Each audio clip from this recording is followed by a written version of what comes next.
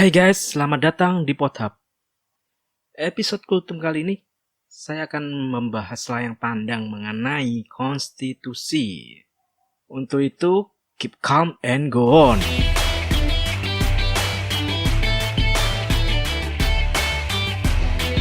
Yuk, hal pertama yang bisa kita bahas mengenai konstitusi adalah definisinya. Ada banyak sekali para ahli yang mendefinisikan konstitusi ya. Akan tetapi saya cukup mengambil dua definisi saja untuk mempersingkat waktu, yaitu definisi konstitusi menurut C.F. Strong sama K.C. Ware. Kalau C.F. Strong, dia itu mendefinisikan konstitusi sebagai sekumpulan asas-asas yang mengatur kekuasaan pemerintahan, hak-hak dari yang diperintah, dan hubungan antara pemerintah dengan yang diperintah. Ini pendapatnya C.F. Strong.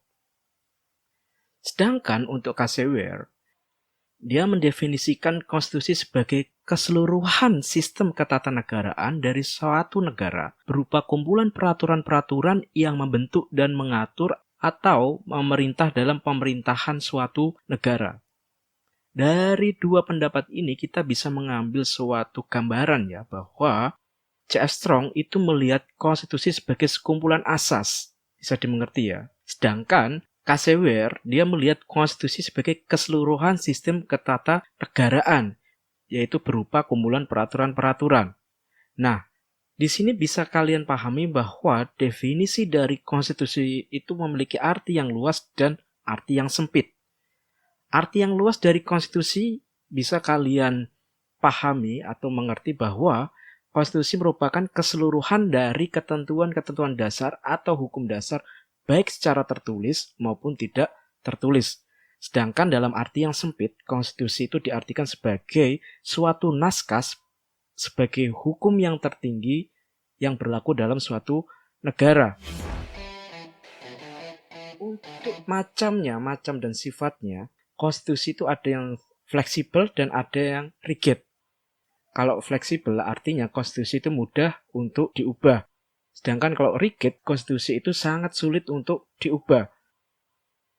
Sebenarnya apa indikator fleksibel dan rigid ini?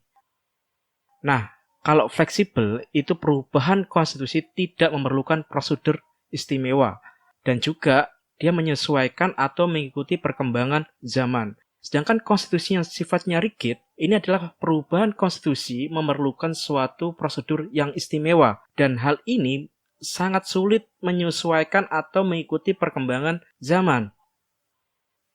Di awal saya sudah sedikit menyinggung mengenai konstitusi tertulis dan tidak tertulis. Mungkin kalian juga pernah membahas ini ya. Menurut kalian, benarkah ada konstitusi yang tidak tertulis?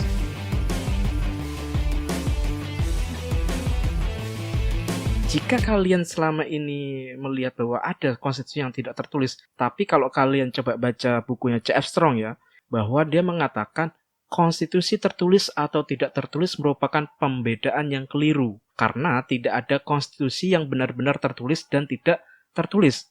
Dalam sudut pandang C.F. Strong ini, ada beberapa hukum tertulis atau undang-undang yang telah memodifikasi konstitusi tersebut. Misal, Magna Carta dan juga Parlemen Act milik Inggris. Sedangkan kalau kita melihat di negara yang mengaku punya hukum yang tertulis, ternyata ada kebiasaan atau konvensi tak tertulis yang tumbuh di negara-negara yang memiliki konstitusi yang tertulis. Misalkan dia mencontohkan Amerika Serikat, di mana di sana ada kebiasaan atau konvensi tak tertulis yang sudah mulai tumbuh dan berkembang di Amerika Serikat. Makanya dia mengatakan bahwa konstitusi tertulis atau tidak tertulis merupakan pembedaan yang keliru karena tidak ada konstitusi yang benar-benar tertulis dan tidak tertulis.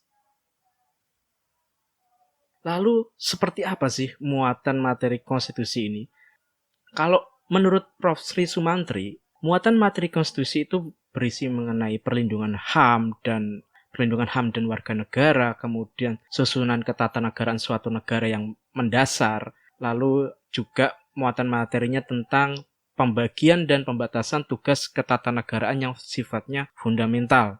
Sedangkan muatan materi konstitusi menurut C.F. Strong itu bisa kalian lihat bahwa cara pengaturan berbagai jenis institusi.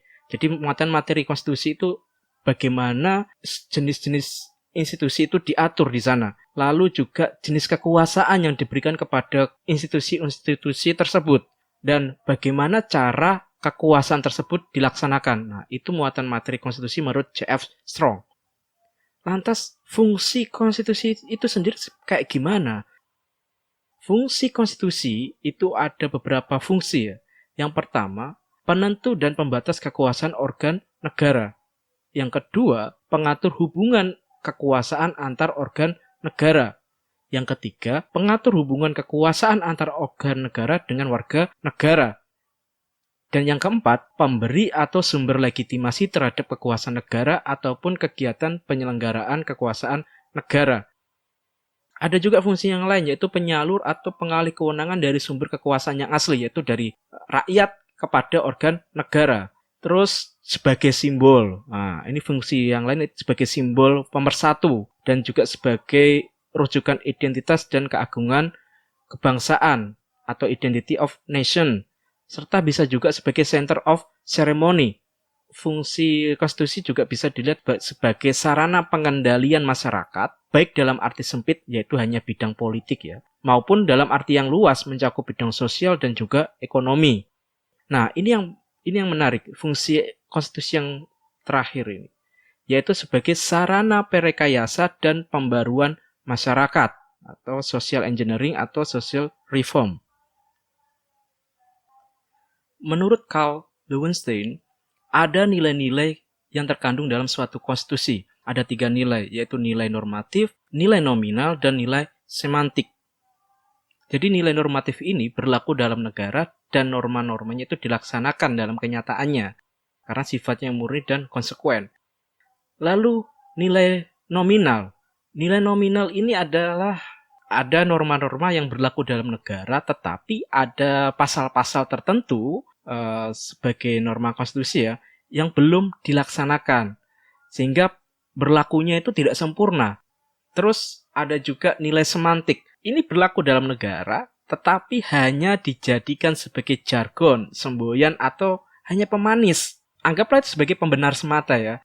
Aslinya nilai semantik ini tidak terlaksana gitu. Adakah dalam konstitusi kita nilai semantik? Kalian bisa cek sendiri, bisa kalian teliti sendiri. Nah, itu 3 nilai-nilai konstitusi menurut Carl Lowenstein.